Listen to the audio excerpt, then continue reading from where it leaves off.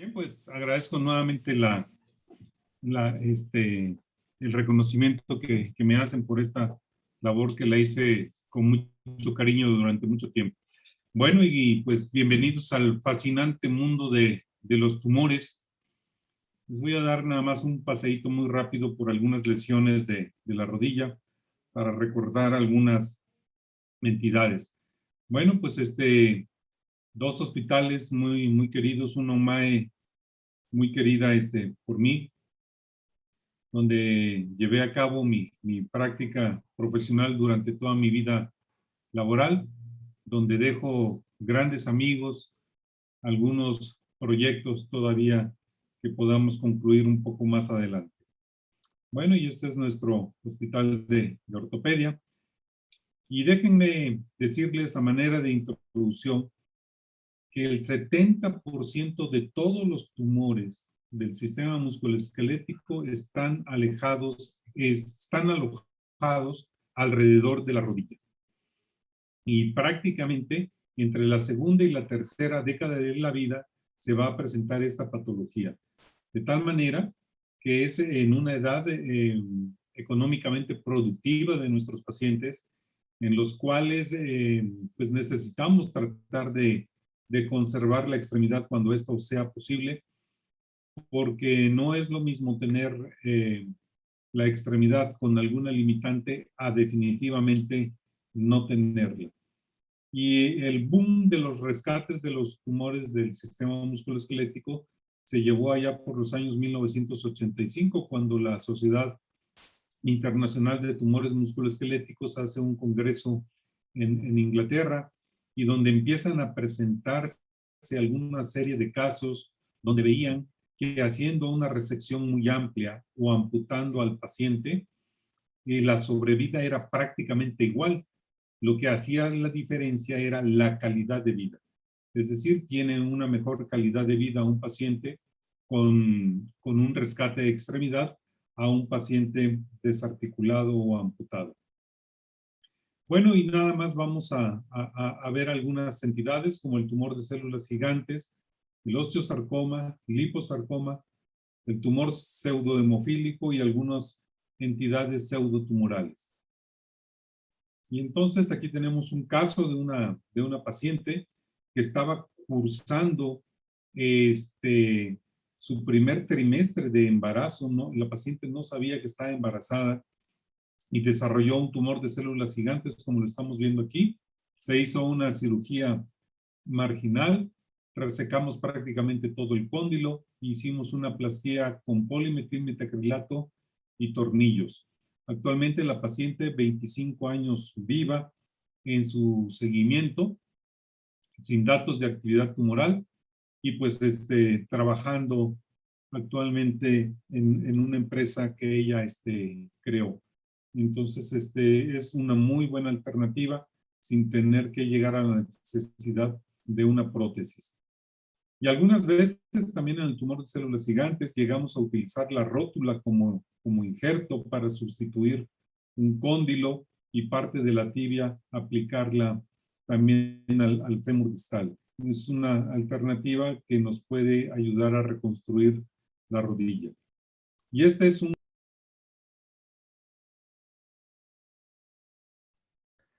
Doctor Romeo, perdón, pero creo que cuando pasó la diapositiva cerró su micrófono. Yo lo Ya está, edito ¿verdad? después, no se preocupe, pero si puede empezar desde este Zoom, ahí nos quedamos. Ok, ¿en esa? Sí, específicamente en Perfecto. esa. Este es un paciente con un tumor de células gigantes, el cual fue uno de los rescatistas del sismo que hubo en el 85, y que posteriormente desarrolla un tumor de células gigantes en el extremo proximal de la tibia. Se hizo una resección muy amplia y aplicamos el famoso chiquiclavo creado por el doctor Moreno Hoyos, que desafortunadamente pues nunca lo patentó, y pues ahora es prácticamente un clavo del dominio público. Y aquí vemos la artrodesis consolidada en este paciente, hasta donde yo lo dejé 20 años vivo sin datos de actividad tumoral. Y algunas veces, este es un caso que nos llegó una paciente con un sobrepeso muy importante, a la cual se le había hecho inicialmente una artroscopía por una gonalgia, le habían dicho que era un menisco el que tenía mal, le hicieron una artroscopía y nunca se dieron cuenta que la causa del dolor pues era el tumor que teníamos en el cóndilo femoral. Se sometió a una resección amplia, se le puso un clavo centromedular y incluso este caso forma parte de una serie, de una publicación o de la primera serie que publicamos del uso del clavo centromedular en el manejo de los tumores de la rodilla. La paciente, a pesar de tener un tumor de células gigantes y ser una lesión benigna, desarrolla metástasis pulmonares bilaterales, las cuales se manejó con quimioterapia y posteriormente con toracotomía. La paciente, 28 años, hasta el momento viva, sin datos de actividad tumoral, sin necesidad de recambio del implante, del clavo que ella tiene, pese al sobrepeso tan importante que tiene la paciente. Otra paciente con un osteosarcoma en la tibia proximal.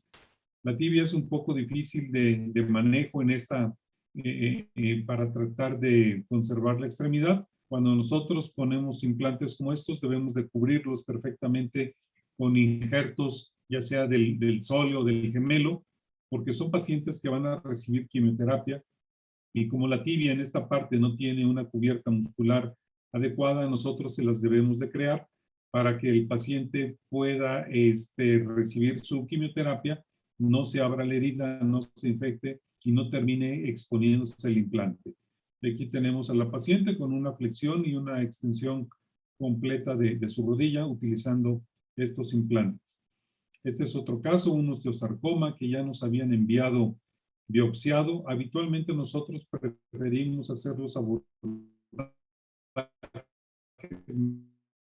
mediales, pero como ya teníamos una biopsia previa lateral que le habían hecho en otra institución, pues hicimos un abordaje lateral, hicimos una resección muy amplia y una sustitución con una prótesis tumoral modular, y para lo cual, para estos implantes requerimos de una muy buena cobertura cutánea para poder cubrir perfectamente muy bien este implante.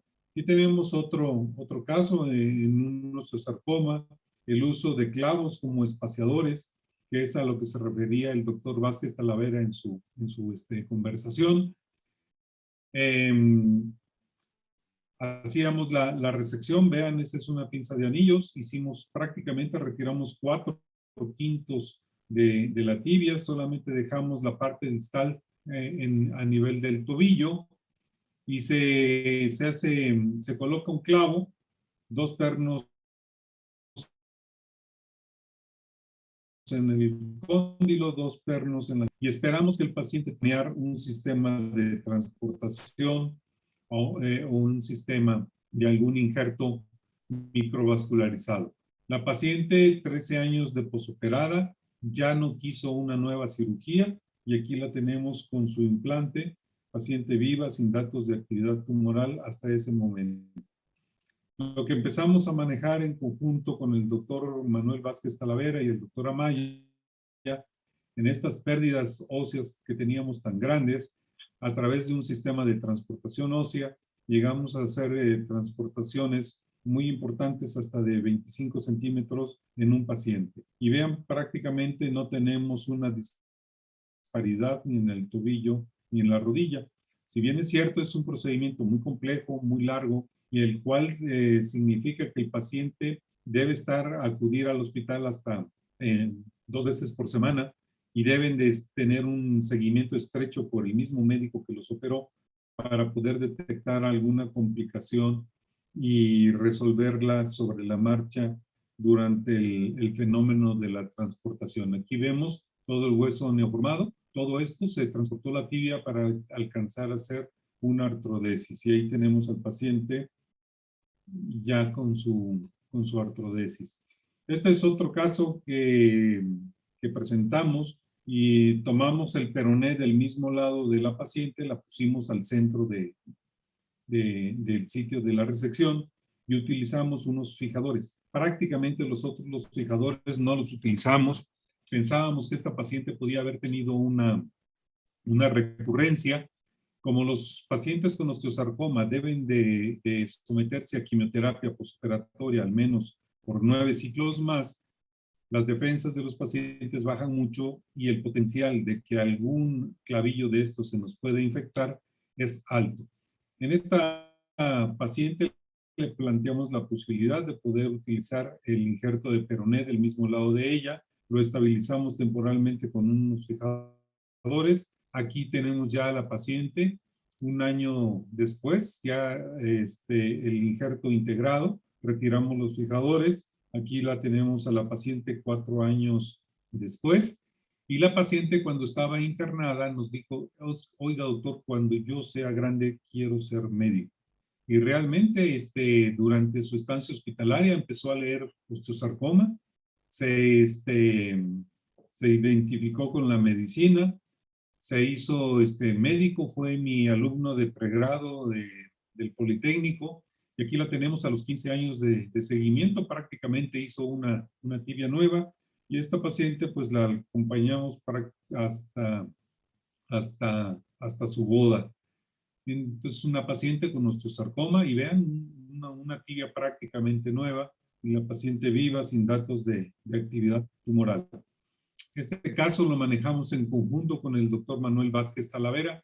Tras la resección que nosotros hicimos, vean, pues obviamente como nos traemos la fisis del fémur, que es el potencial de crecimiento de la rodilla, la pierna pues empieza a quedar un poquito corta. A medida que el paciente empieza a crecer, el acortamiento se hace mayor. El paciente lo sometimos a un proceso de transportación ósea. Durante su seguimiento, el paciente todavía creció 2 centímetros y ya pues lo compensamos con una talonera. Pero este paciente lo transportamos 25 centímetros, como estamos viendo en sus radiografías. Entonces, vean, aquí habían 18 centímetros, alargamos hasta este momento 22 centímetros, terminamos transportando 25 y todavía teníamos una diferencia de 2 centímetros que lo cubrimos con una talonera. Y desgraciadamente, pues a veces los osteosarcomas llegan de tamaño y la única alternativa que nos queda es un procedimiento quirúrgico radical, sobre todo después de que se hicieron biopsias infames, que más que una biopsia parece una autopsia. Hace algunos años me tocó estar en una mesa de osteosarcoma con un profesor de la clínica del Hospital Anderson, y en la noche en la cena de profesores me dice, doctor, es que yo quisiera ir a su hospital. Sí, doctor, discúlpeme, yo no sé a qué quiera ir a mi hospital. Usted está en un hospital del primer mundo. Usted tiene todo lo que yo no tengo en el hospital. Dice, doctor, yo nunca he visto vivo a un paciente con osteosarcoma del tamaño que usted los presentó en la mañana. Dice, yo lo veo por gramos, pero usted lo ve por kilos. Y más que eso sea un halago, más bien eso es una bofetada para todos nosotros, porque se nos pasó a hacer un diagnóstico de manera temprana o contribuimos con una mala biopsia a que el tumor crezca más. Entonces, esto es para meditar. Y bueno, algunas veces pues también hemos operado sarcomas de partes blandas en conjunto con el servicio de cirugía general, con el doctor González, el doctor Espinosa, para hacer grandes disecciones vasculares como las que estamos viendo aquí y poder haber resecado completamente el tumor. Este es otro caso, vean, es un tumor el cual creció durante varios años. Se trató de un liposarcoma.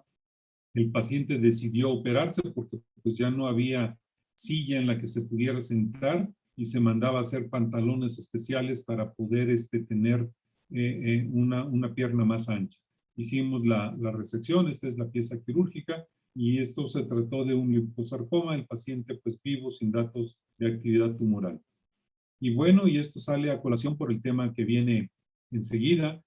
Recibimos este tipo de pacientes que aparentemente no se sabían hemofílicos, pero que empiezan a desarrollar este tipo de hematomas o estas lesiones óseas que vemos aquí y que nos hacen el diagnóstico de un pseudotumor hemofílico.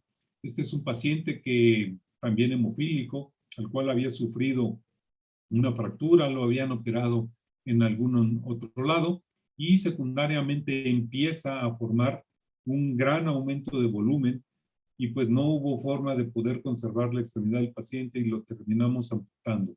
Y vean, este es el hueso y esto es lo que forma el pseudotumor hemofílico, las paredes internas de esa pseudotumoración. Y a veces nos llegaban, pues pensaban que en el servicio que toda bola que veían era un tumor y va para el servicio de tumores. Entonces muchas veces no preguntaban si era hombre, mujer, niño o qué enfermedad tenía. Viendo bola llegaba al servicio y lo que el paciente tenía pues era no un tumor, era un tofo gotoso gigante porque el paciente padecía una hiperuricemia, el cual pues nosotros terminamos operando y resecando ese gran tofo. Y pues pues sigo haciendo promoción turística para cuando la pandemia acabe, para que visiten el puerto de Veracruz. Gracias.